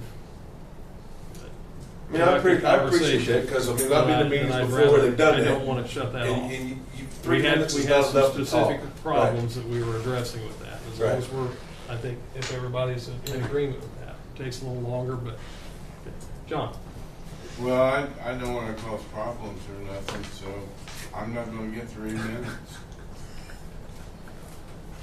The water bills, Yes. on the back of it. Chad's been talking about we need volunteers for Harder Park. I think they need to put some kind of article on the back of the water bill. It is on the next one. It It's is? already, yeah. Hot it's already- damn. yeah. You're You're good. right Yeah. there. You're really good. I'm gonna call you. Great mom. Something you want to be That's right. Better than you know. And then Amy's gonna bring me some paperwork on the hauling of the water. Yeah. She's a little bit behind, but we'll let her get by with it. And that project's But I do still have a ongoing now. question on the water. Yes. The citizens of Union City's got a rate. Is the same rate for the people that haul the water? Well, now see, that's where Uh-oh. No, wait. No, I told you this before the meeting. The reason I didn't, I've got that spreadsheet of all the gallonage that was Right. pulled, but I want to take a close look and try to figure out, okay, was this all before the water rate going up, or, was part of it after? So I don't want to be stuck in there thinking, okay. You know where I'm going. Exactly, yeah. So I Okay. mean, that's why, We'll get into that next week. yep. Are you 2 gonna be here weeks. next week? I'm gonna talk to No. you. Nobody's going to be here next week, Pat. It'll be a couple weeks. Nobody's going to be Sorry, I here. didn't mean No, to. you're fine. I didn't mean to make you I mad. wasn't coming tonight until I heard him talking. I have got a question though. Didn't a bunch of you go back out to the ethanol plant after we talked about the water and everything? You didn't have a meeting out there with the ethanol people? Not the recently. council- Not the council did. We The did. council didn't? The council. We did years back. There was, Yeah, but when we was talking about Chad saying he was gonna go I to a think meeting Chad- out there, but Chad's not here, so I guess I'll hold that till. I can't speak for Jim. Right. The other thing people's asking about, uptown businesses, is any of them getting paid through the city utilities or anything like that? What? Water bills, utilities, No. Which any business? businesses? No. They do have, help me, Steve, on this. On new businesses, they have something in there where they are able to get the first 6 months water free, and then it goes in where they get billing. So I do know there's something Just for the water? Just for one. just for the Yeah. water. No, we're not paying electric bill for anybody or rent or anything like that? For new businesses? I'm talking about uptown. We have paid some that I understand, right? We have paid some, but they reimburse, right? So you will see that there is a payment of like, a utilities bill, and it'll be a property, and sometimes they put a business name in there, which I don't think is appropriate. But anyway, it's a property. That the property, by the way, belongs to the city. And then the business that's at that place will reimburse the city. Oh, you're talking about like the $10,000 that Roots owes the city? I don't know what the balance is, but yeah, that's, That's what, that's a yeah, procedure. that's still, whether- yeah, Right. that's, Uh, there's no gift there. Them solar panels, how do we get reimbursed for them?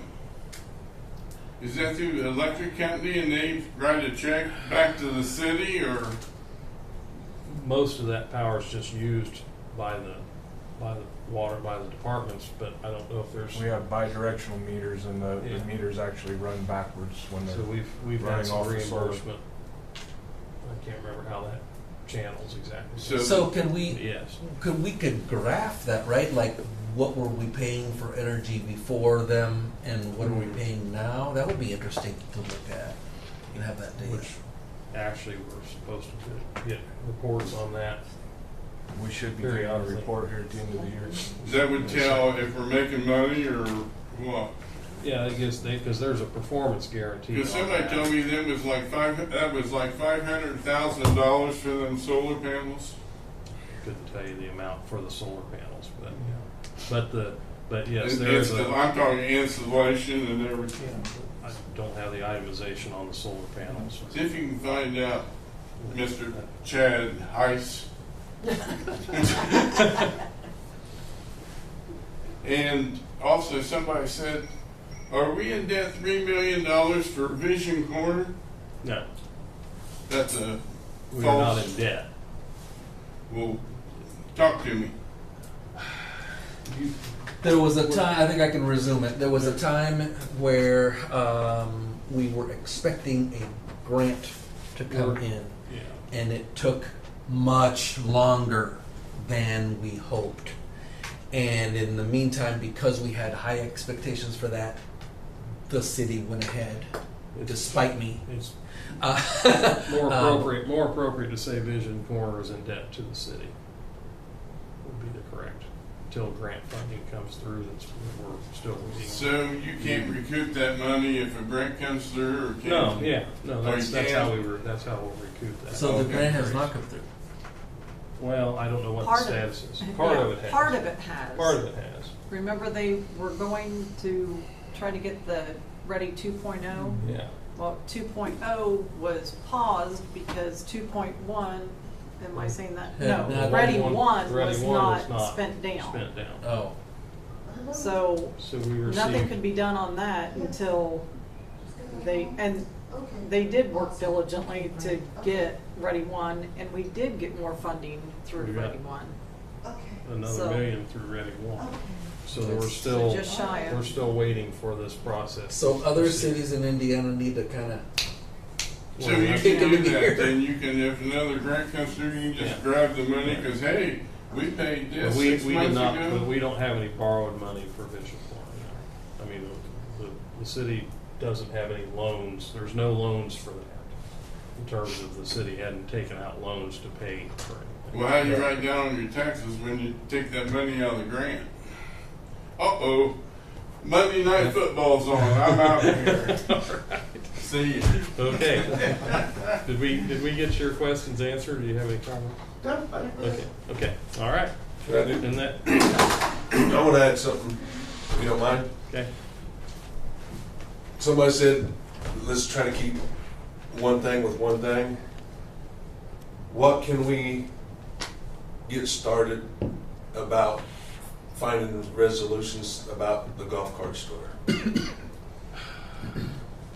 I can't answer that personally, so I mean, we could. when I look at the golf cart store, it's like test driving a car. I know you gotta put a temporary tag on a car to test drive it, but still, I mean, I don't know. It's not just the golf carts going up and down the street that's illegal.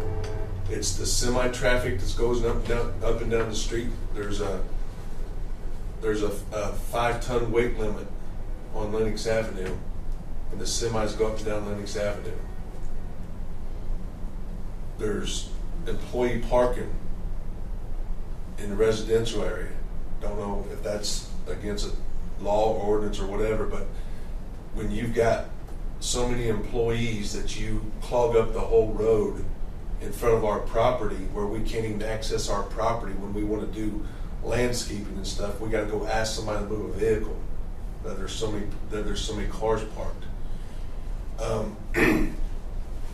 The truck traffic. There's anywhere from 8 to 10 kids down on Lenox Avenue that goes across the street to our neighbor's house and plays all the time. Roller skates, bike riding, skateboards, and stuff like that. Kids are kids. They go out in these roads without looking a lot of times, and we try to stop them. I mean, you guys have touched base on safety of fireworks. Let's take safety as far as kids in a neighborhood where there's truck traffic. That we've came to the council and I've had a solution, and it's got overlooked. And it's truly a safety concern. Our neighbor has bought the little turtle Warning sign. warning signs. Yeah. Well, one of the neighbors down the road a couple weeks ago hit it on purpose. Then there was an altercation about that. So, the thing is, if that would have been a kid, the altercation might have been a little bit different. And I don't want that for anybody. And there's been semis that's coming up down Lenox Avenue. I I mean, I think the speed limit on Lennox Avenue is 30 miles an hour, which I think is a little high for a residential area. But don't know if the semis was going over 30 miles an hour, but that's way too fast. You're not going to stop a semi going 30 miles an hour if a kid darts out in front of you on a bike or just runs out the road. And it can be all eliminated if we do a little strategic with the golf cart store, if Jeff will adhere to that. But my opinion is he gets away with stuff in this town, and that you guys don't enforce certain things, that he thinks he can do whatever he wants to. Because there's no need for a semi to come in off of Lennox from the west, headed east, or to go all the way eastbound, headed west. There's no reason for that. He's got a delivery address from the main road. His delivery address is not Lennox Avenue. And I think at one of the last meetings was that someone said that, oh, he's getting deliveries. That's not his delivery address. Doesn't matter. That doesn't matter. It does matter. Well, it does matter when somebody gets hurt. I'm saying in terms of I'm looking at from the legal aspect of it. My deliveries for my business, for example, don't necessarily go to my business address because they go to other property I own that's at a different address, but that doesn't change whether it's legal or, you know. Well, you're talking about a different spot. I understand. I'm talking about where the building is now. I'm just looking at where we can, right. What we have. Where the building is now. We have. I mean, his address is off of Columbia. Yeah. Not Lennox. I understand that. Yeah. You know, and he uses Lennox as a dock. Yeah. He offloads golf carts on Lennox Avenue. Yeah. He offloads boxes on Lennox Avenue. I mean, someone's going to get hurt. It's just a matter of time. God forbid, you know, that a kid gets hurt. You know, and I mean, there's an easy, well, in my opinion, there's an easy resolution to this. All his deliveries come in off of 28, come in his parking lot, in between the two buildings. There's plenty enough room for a semi to go through there. Okay. I don't disagree with you on that being a solution. I'm just not sure that we can make it. I don't know that we have a legal remedy for that, because hear me out. If we make a legal restriction to that, if you order a refrigerator from Lowe's, they will not be able to deliver it to your house. If my address is the delivery address, they can. That won't sure they make any can. difference. We can't differentiate on that. There is a differentiation, because he does not have an address on Lennox Avenue. If I have an address on Lennox Avenue, it states for deliveries to that address. Yeah, but that doesn't change. It does. You're mistaken. I've looked into it. Okay. Well, we can take a look at this. I mean, and see if we can, what we can come up with. his address is not Lennox Avenue. I understand. My address is Lennox Avenue. I And understand. if a truck comes down there and makes a delivery to my house, now, if they're making the delivery down the road, around the corner, and they cut down through Lennox, then that's against. But even if he were to route here's the point. Even if he were to route through his lot, they're still going to have to exit on Lennox Avenue. From here to the wall. How do right? I don't think there's a way to change. I mean, we can look at it. I mean, there's a restriction already on Lennox Avenue of 5 tons. That's for through trucks. Huh? That's what they're doing. Like that's what they're doing. They're cutting through. No. Through trucks, as in not stopping through town. They can't just drive on the residential streets, passing through town and not making a delivery. He's still making a delivery. Well, I mean, I'll disagree just like with you on I have deliveries that deliver in my alley that have to exit to South Street and then to Columbia Street, so they're technically on that. Now, they drive around through the residential neighborhood, which is still safer than trying to back them across the state highway to get them out of there. So that's I'm just pointing out what the restrictions we have in an imperfect world. So we can take a look at that. Does everybody agree that we can? Yep. So Okay. Okay? Yep. All right. I'm off the clock. Next council meeting is Monday, October 13th, 6 PM. Next Board of Works meeting, Monday, October 13th at 1:45 PM in this room. I'll entertain a motion to adjourn. So moved. Excuse me, next Economic Development meeting, Wednesday, October 15th at 6 PM. Okay, first and second, all in favor? Aye. Aye. I don't know which one of you.